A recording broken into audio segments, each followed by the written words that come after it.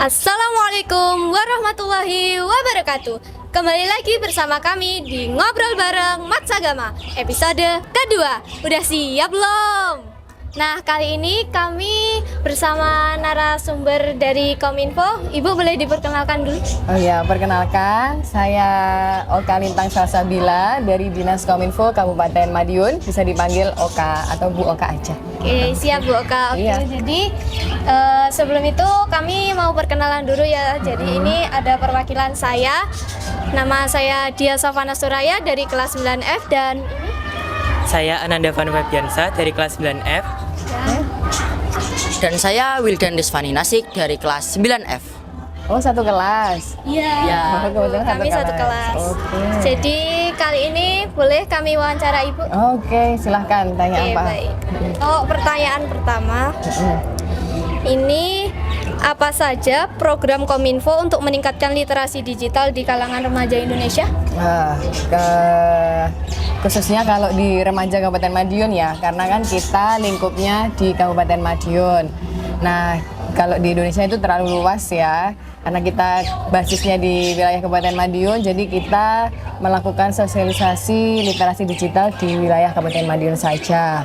Tapi itu hanya berdasarkan permintaan. Jadi kalau ada yang meminta Kominfo untuk jadi narasumber, menjadi pemateri terkait literasi digital, bagaimana keamanan di dunia maya, keamanan data dan lain sebagainya terkait di media sosial juga, itu biasanya memohon atau bersurat dulu ke Kominfo. Jadi kalau dari Kominfo sendiri itu sebenarnya belum ada program khusus untuk melakukan literasi karena kita ini dinas, jadi kita itu lebih fokusnya ke kedinasan atau urusan yang berkaitan dengan pemerintah dinas aja, ke pemerintahan. Jadi kita hanya tugasnya itu yang urusannya berkaitan dengan bupati, wakil bupati seperti itu. Nah, makanya kalau mau mengadakan acara literasi digital itu biasanya dari permintaan masyarakat atau sekolah atau perkumpulan gitu baru minta ke Kominfo. Jadi selama ini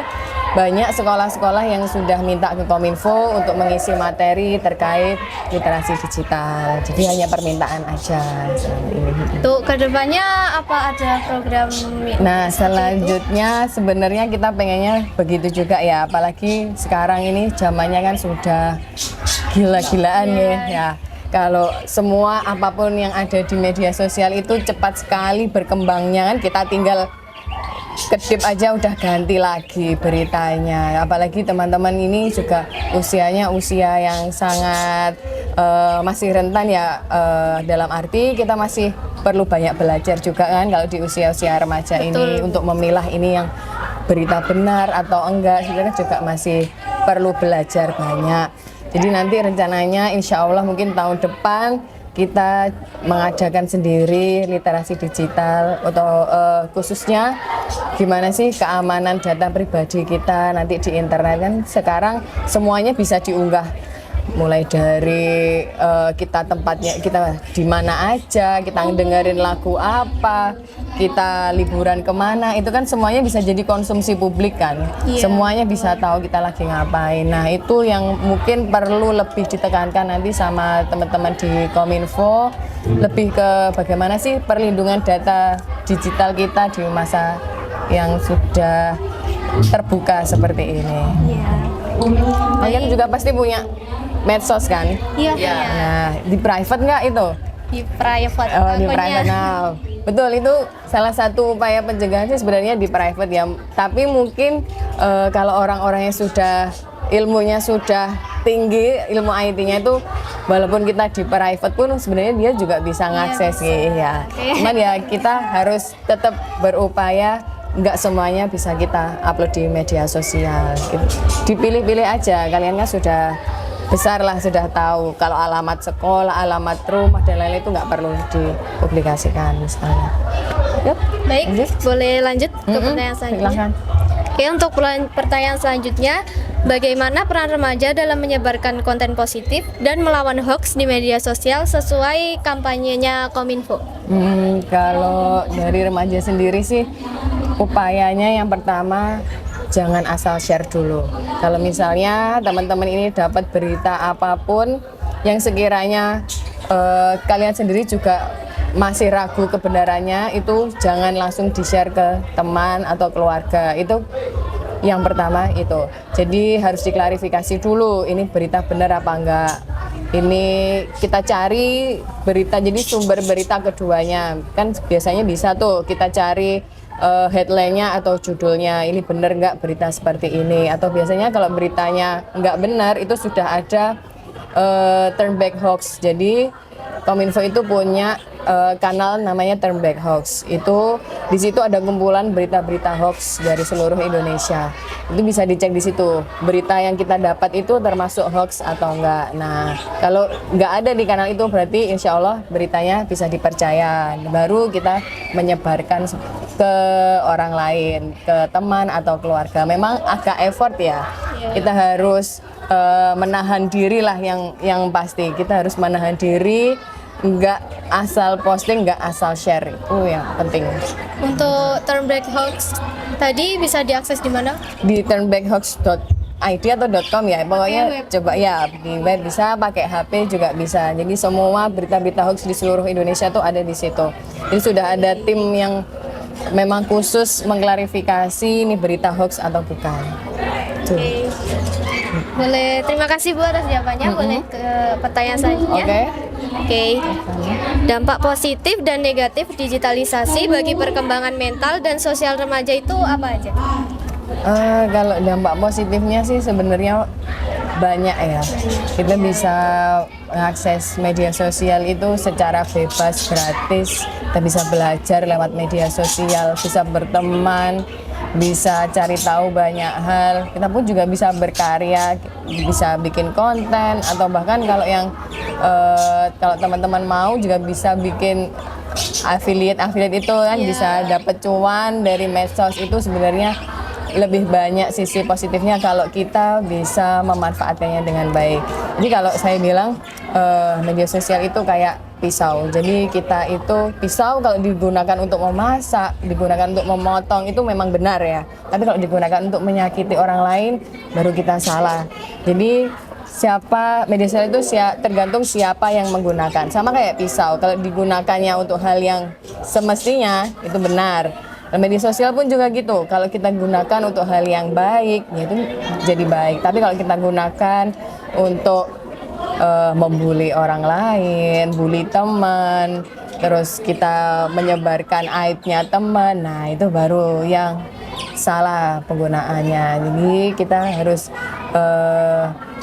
bisa memilih kita jadi pengguna media sosial yang mana, yang mau yang jadi yang baik atau mau jadi yang nggak baik. Jadi kalau kesehatan mental, apalagi sekarang ini kan kita bisa berkomentar sepuasnya di akun orang lain ya, seolah-olah orang itu nggak kenal sama kita, padahal kita nggak tahu kalau orang lain itu membaca komenan kita yang jahat, komenan kita yang melukai, kan bisa jadi sumber depresinya orang lain kan. Jadi sebaiknya jangan sampai kita itu menjadi sumber kesedihan orang lain lah, yang pasti itu. Kalau kita nggak mau disakiti ya jangan menyakiti orang lain. Karena cyberbullying pun juga bahaya ya, walaupun seolah-olah kita nggak kenal orangnya atau orang itu nggak kenal kita. Kalau kita di dunia nyata nggak mau dibully, dan jangan sampai kita juga membuli orang lain di dunia Mungkin bisa dikasih contoh cyberbullying itu bentuknya kayak apa aja gitu? Kalau cyberbullying itu kita merendahkan orang lain ya, bullying tapi di media sosial. Ya, tadi saya sudah sempat kasih contoh juga ke teman-teman jadi sebelum acara ini. Itu contohnya itu ada beauty influencer yang memang dia nggak sesuai standar kecantikan orang Indonesia. Dia kalau orang Indonesia kan biasanya sukanya yang cewek putih, tinggi kayak gitu kan.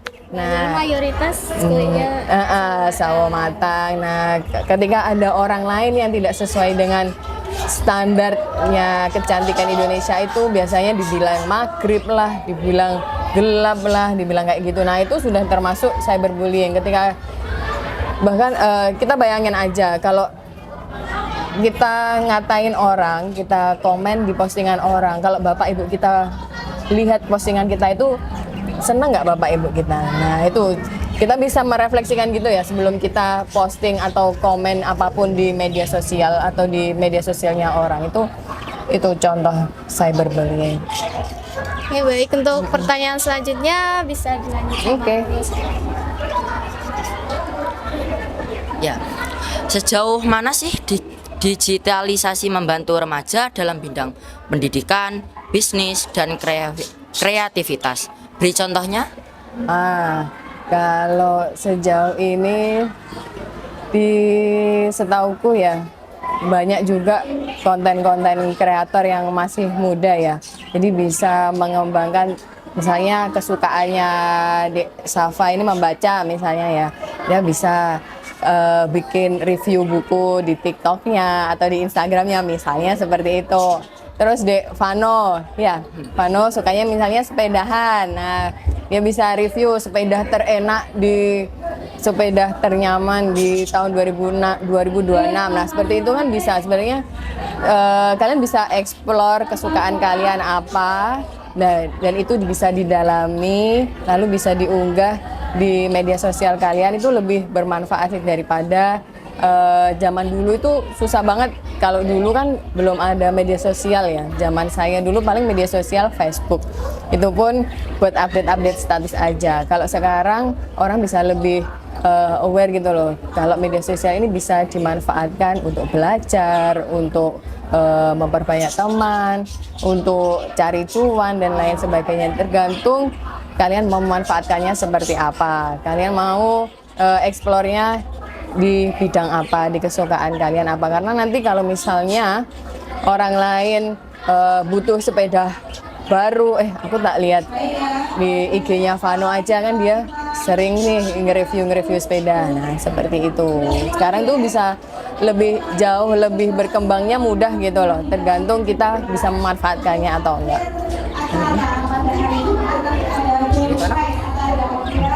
Oke, lanjut pertanyaan selanjutnya ya. Apa peran Kominfo dalam mengawasi konten negatif seperti pornografi, judi online, dan ujaran kebencian yang menyasar remaja? Kalau dari Dinas Kominfo sendiri, itu kan kita menyediakan layanan wifi gratis di tempat-tempat umum. Jadi ada di alun-alun atau di fasilitas-fasilitas umum seperti di rumah sakit, di pendopo seperti itu. Nah, di fasilitas umum yang disediakan Kominfo itu tidak bisa mengakses situs-situs porno maupun kata-kata yang berbau pornografi, sara seperti itu tidak bisa. Jadi kita bisanya ngontrol di wifi yang disediakan Kominfo saja, karena selain itu kan sudah bukan kewenangannya Kominfo ya. Karena kalau misalnya kita akses di HP pun bisa kan ya sebenarnya, tapi itu sudah kewenangannya pusat kalau itu. Dan kalau di Kominfo seperti itu, kita ban kata-kata yang mengandung pornografi dan sara. Jadi benar-benar nggak bisa ngakses apapun yang berbau pornografi dan sara di tempat-tempat umum yang wifi-nya disediakan oleh Kominfo. Ini memang salah satu upaya pencegahan kita biar nggak akses porno sembarangan. Jadi ini saya ada satu pertanyaan lagi. Pendapatnya Ibu menurut Ibu ya, kalau ada anak yang masih sekolah ya, entah anak SMP atau SMA, itu sekarang kan udah banyak kan yang cari uang gitu, bantu pendapatan lewat media sosial, kadang sampai lupa sama sekolahnya. Iya, lupa sama sekolahnya. Jadi menurut Ibu gimana caranya? Kalau menurut saya pribadi, saya juga orang tua ya, saya pun juga sudah punya anak. Sebenarnya sekolah itu satu hal yang harus tetap diprioritaskan bagi anak ya, apalagi kita tuh seorang siswa ya kan. Mau nggak mau kalau kita sudah disekolahkan sama orang tua, berarti tugas utama kita ya belajar. Nah, kalau mencari cuan atau explore hobi atau ikut ekstrakurikuler itu sebaiknya tidak mengganggu kegiatan atau tugas utama kita sebagai pelajar, yaitu sekolah. Sebisa mungkin ya tetap dikontrol, cari cuannya, jangan sampai mengganggu performa kita di sekolah. Seperti itu sih kalau menurut saya. Karena saya pun kalau jadi orang tua, anak ini sudah disekolahkan, sudah dititipkan di sekolah kan, artinya kita ingin anak kita itu berkembang juga di jalur akademiknya. Nah, kalau di sekolah kan di akademiknya biasanya, nanti di non akademiknya bisalah kita dampingi tetepannya. Itu juga tugasnya orang tua juga sih untuk tetap mendampingi anaknya, karena sekarang kan yang namanya keluarga itu kan saling melengkapi, nggak cuman tugasnya anak juga nggak punya tugas untuk mencari nafkah, itu kan enggak. Jadi kalau dia bisa mendapatkan nafkah itu mungkin untuk dirinya sendiri maupun untuk keluarganya itu tambahan aja, itu alhamdulillah, tapi tetap tugasnya harus belajar. Mungkin kalau kita sebagai teman gitu Ya, kewajibannya harus gimana? Kalau teman memang sebatas diingatkan aja ya, kita kasih tahu tugas kita belajar loh, atau kita kalau misalnya diajak hal seperti itu ya kita batasi juga lah, bisaku cuman segini, kalau jangan sampai mengganggu sekolahku. Nah, kita bisanya menemani kalau itu misalnya di luar jam sekolah dan tidak mengganggu aktivitas kalian juga. Jangan sampai melanggar peraturan yang sudah ditetapkan sekolah maupun orang tua. Baik Bu, terima kasih atas semua jawabannya tadi. Semoga bisa bermanfaat ya Iya, buat amin, penonton. amin ya robbal alamin. Mungkin sekian dulu podcast dari kami. Sampai jumpa di episode selanjutnya. Mohon maaf apabila ada kekurangan atau kesalahan kata dari kami. Sekian, wassalamualaikum warahmatullahi wabarakatuh.